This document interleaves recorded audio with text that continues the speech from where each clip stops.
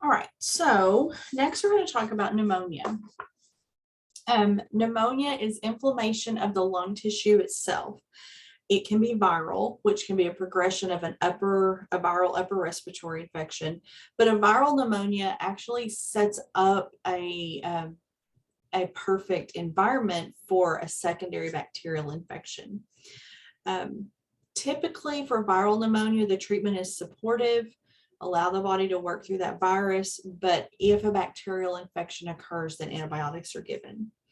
Atypical pneumonias are caused by less common pathogens like mycoplasma, chlamydia, and the treatment's going to be based on the pathogens. Bacterial pneumonia is probably the most common, and it can be secondary or it can be something that's just transmitted by air or by contact. And of course, it requires antibiotic treatment. Aspiration pneumonia is when the person aspirates either liquids or solid that causes inflammation in the lung tissue, and it becomes a locus for an infection. The focus for aspiration pneumonia, clearly the pneumonia at that time has to be treated, but then we focus on preventing it. We want to identify patients that are at risk. We want to make patients, we have a question about their swallowing ability, we keep them NPO until we have established that, that they can swallow safely. Speech language pathologists have a big role to play here. If they're not able to swallow safely, they need an alternate source of nutrition. Patients who have a decreased level of consciousness, we don't put stuff in their mouths. If they're at risk for vomiting with a decreased LOC, they need to be on their side with suction available. So the pathophys of pneumonia is that the tissue becomes inflamed. The lung tissue response to inflammation is swelling, increased sensitivity and bronchospasm, so the airways swell and they spasm, and they increase mucus production. The alveoli fill up with secretions and they collapse, and that causes impaired gas exchange. Complications, the patient can develop empyema, which is like a collection of pus. They can develop a pleural effusion, and that's going to be in that pleural space. Do you remember the pleural space is not an actual space, it's a potential space.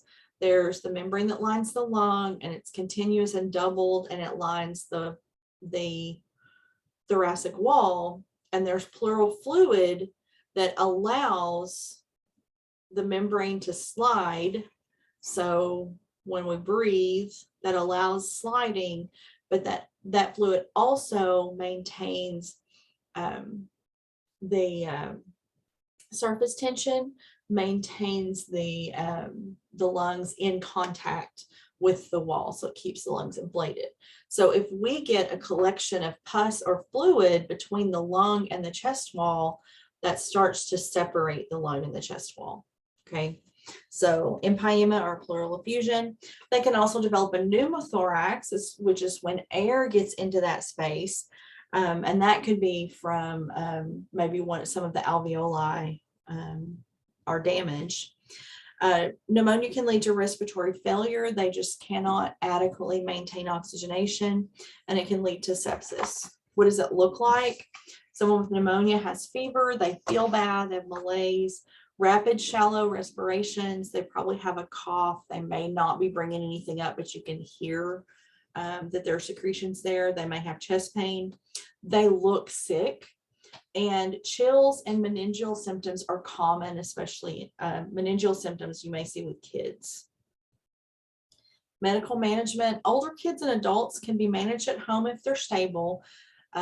But antibiotics, hydration, antipyretic, bronchodilators to open up those airways, chest percussion and postural drainage can be helpful. There's research that shows benefit and research that shows no benefit, so it's equivocal, but it's sometimes used.